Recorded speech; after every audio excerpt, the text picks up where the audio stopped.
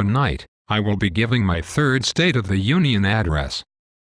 This is just a brief preview of what will be and won't be discussed.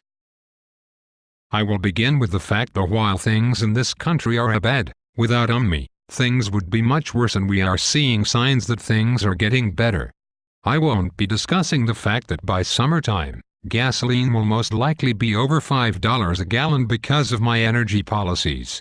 This is something that has been planned for, but not to worry. Group of dashes. Just before the election, we have the mechanisms in place to cause a temporary drop in prices. You see, we are being consistent in our energy policy. I said before I was elected that it would be necessary for energy prices to skyrocket under my administration. One of the reasons I chose Energy Secretary Stephen Chu for that position is because he has publicly stated we need to get gasoline prices to the level they are in Europe. I chose Secretary of Interior Salazar because he stated he would block drilling even if gasoline prices reach $10 a gallon. It all wraps up into one tidy little package.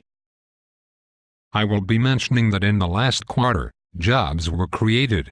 I will try to gild the lily by not mentioning the fact that fewer people have jobs than at any time in the last 8 years.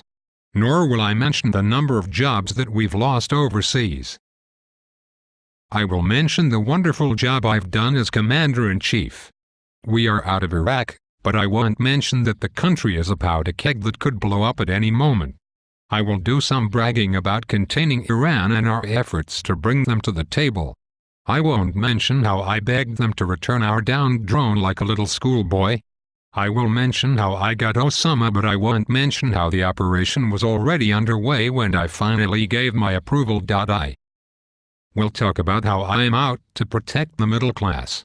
I will not talk about how my policies are destroying their jobs, inflating their cost of living and destroying their rights. So long as ABC, CBS, NBC, CNN and, lately, Fox are in the bag for me, there is no reason for you to know.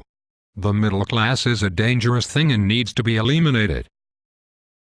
Although 2 years ago, I bragged about Solyndra, I won't be mentioning it tonight. I also won't be talking about Fast and Furious. The press will never let it rise to the level of importance of, say, Watergate. People aren't intelligent enough to realize that, even though hundreds of people have died because of Fast and Furious, it doesn't rise to the level of Watergate, where no one died. The operation, despite violating international law, was vital to our efforts to dismantle the Constitution, particularly the Second Amendment. I will mention that it is an election year.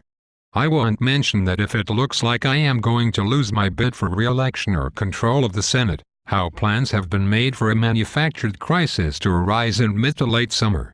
If things look bad enough, with the aid of Occupy Wall Street and other radicals, perhaps martial law can be used to prevent that election. I won't mention that either.